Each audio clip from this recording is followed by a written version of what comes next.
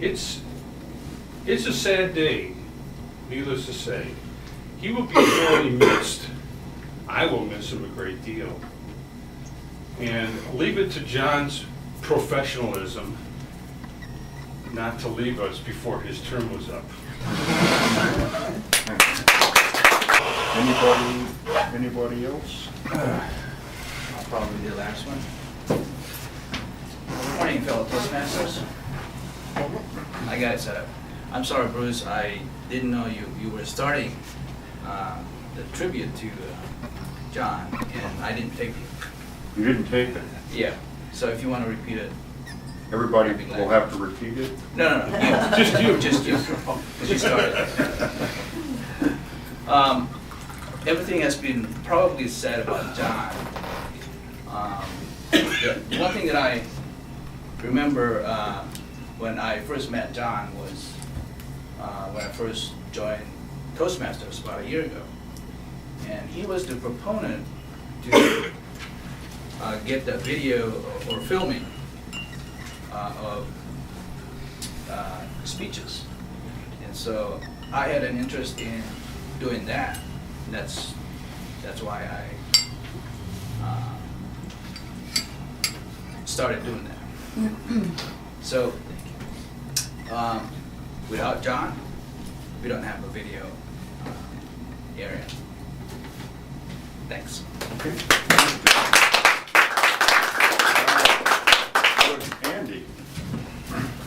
Comment about John's humility. I also joined, just like Bennett, joined Toastmasters a little less than a year ago. But one of my first conversations when I came in as a visitor was with John after the meeting. Here, this very accomplished speaker who, as president, spoke several times during the meeting. I'd like to, I aspire to be that kind of speaker.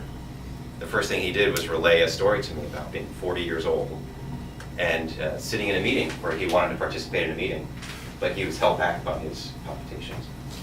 So it was nice to be welcomed into the group by such an accomplished speaker with a story about how difficult it was for him, how far he came. So it's good inspiration.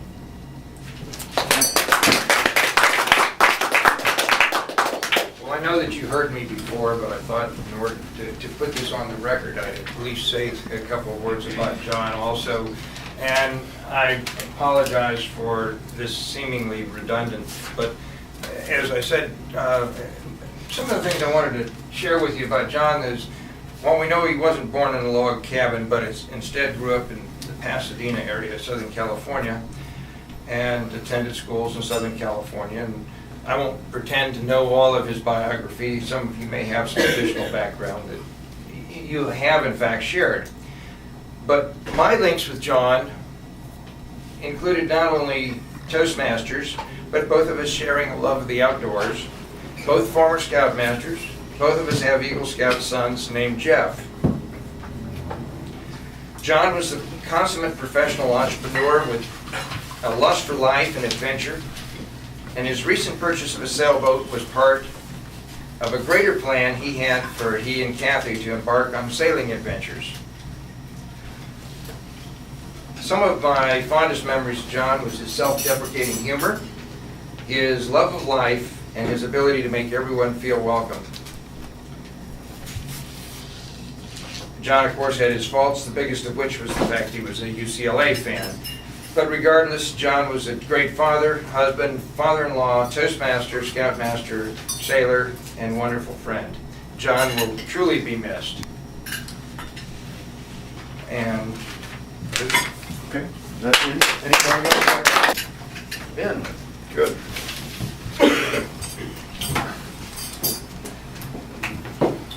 I just joined Good Morning Toastmasters.